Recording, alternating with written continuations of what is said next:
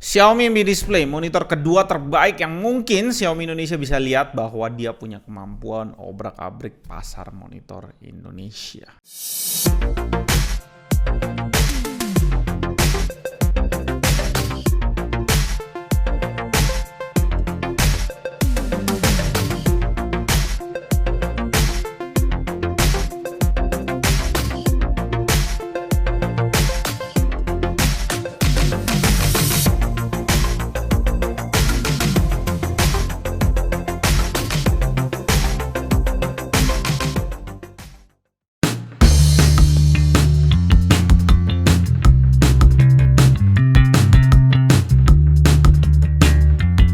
Selamat datang di GTD channel paling canggih di 2020. Nah, yang kali ini nih beneran nih tipenya Xiaomi Mi Display.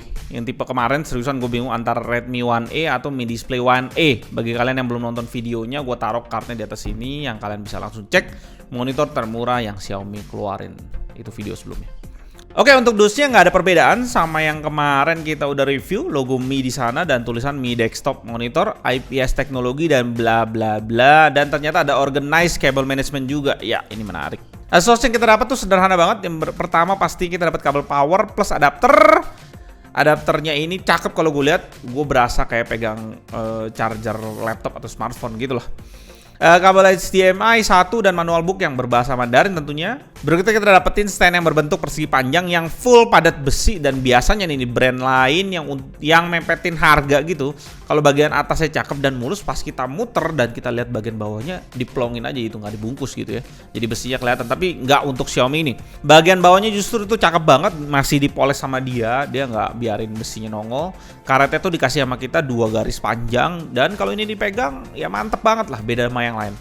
Kaki monitornya di sini sadis sih, cakep banget. Dan ini gue kasih tahu sedikit, implementasinya ada di 34 inch mirip kayak gini ya. Di sini gue bisa bilang ini miniaturnya lah. Build dari kakinya ini glossy banget dan dilapisi semua sama plastik. Gue nggak bisa copot di sini buat kasih kalian lihat, karena dari tim GTID belum mutusin monitor ini mau diapain. Takutnya mau di giveaway, nggak bisa kita pasang lagi plastiknya ya. Tadi gue sempet cari arti dari organized cable management yang tadi gue mention di awal, dan karena biasanya itu di dunia monitor itu kakinya dicoak lah atau extension apa lah untuk kabelnya bisa lewat. Ternyata di monitor ini lebih ke arah desainnya, dimana portnya itu udah diorganize sama dia nempel langsung dengan kakinya, dan kakinya ini dibuat kokoh dan padet banget. Itu yang benar-benar gue rasain sih, ini luar biasa padet. Dan itu bagian yang terbaik gue rasa. Ini bagian yang terbaik yang bisa gue pegang ya. Itu kakinya padat luar biasa.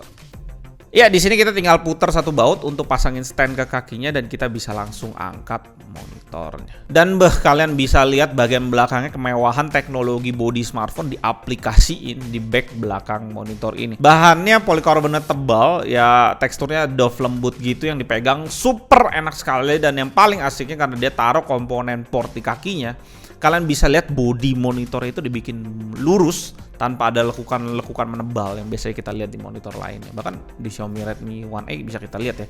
Jadi dia nggak slimless kayak gini. Dan seperti biasa gue bilang, kalau monitor entry level itu kadang nggak terlalu perlu lubang keluarin panasnya, dan memang di sini Xiaomi nggak kasih itu di monitornya, yang membuat monitor ini bener-bener asik dipandang mata mau berapa lama juga.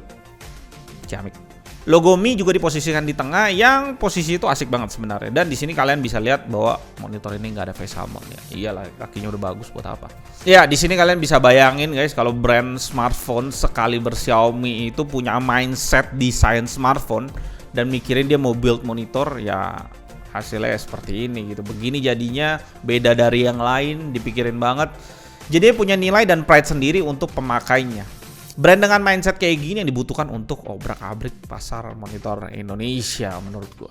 Bagian depannya biasa udah bezel-less dengan ketebalan triset bezelnya itu di 0,5 cm, dan ini udah termasuk yang tertipis di kelas 24 inch. Bezel bawah kalian bisa lihat di sana bentuknya glossy yang dilapisin plastik tanpa adanya branding sama sekali, membuat tampilan depan ini ya clean banget. Spesifikasi menurut website gua rinciin buat kalian, 23,8 inch Full HD IPS panel, 60 Hz refresh rate, panel bit depth-nya 8 bits murni, ini nice banget. Brightness-nya di 250 nit standar dengan kontras rasionya 1000/1. Minimum response time-nya ada di 6 millisecond. Pengetesan OSD dan bleeding seperti biasa kalian bisa cek di card di atas. Kita akan masuk lebih dalam dengan pengetesan data color. Di sini color gamutnya kita bisa dapetin di 98% sRGB, 78% Adobe RGB, 80% P3 dan 74% NTSC.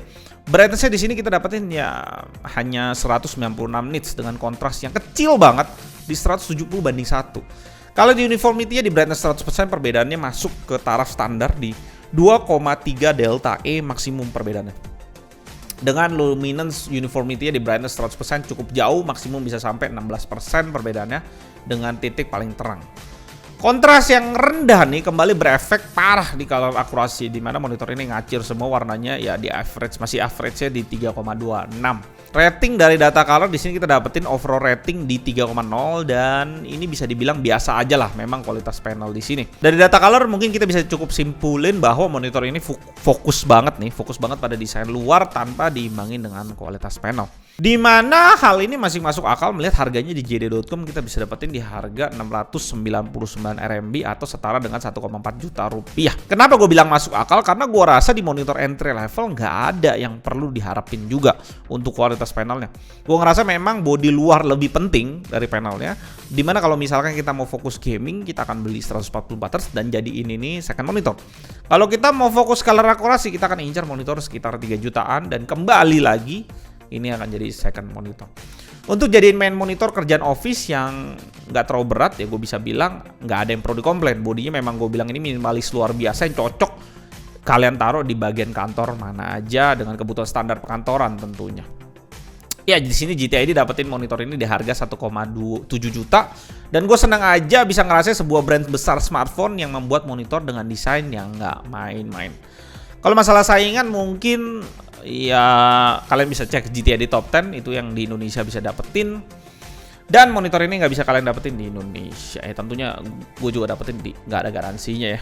Oh ya mungkin untuk Xiaomi Indonesia gue agak bingung sedikit mungkin mau jawab gitu ya. Jangan Xiaomi Indonesia sih. Xiaomi Indonesia nggak tahu dia mau masukin monitor ya mungkin kalau Xiaomi kedepannya ada nonton video ini, gue pengen bertanya kenapa ya Xiaomi pada saat launching dia launching 3 monitor. Redmi One A yang murah banget, luar biasa ya, murah banget, paling murahnya.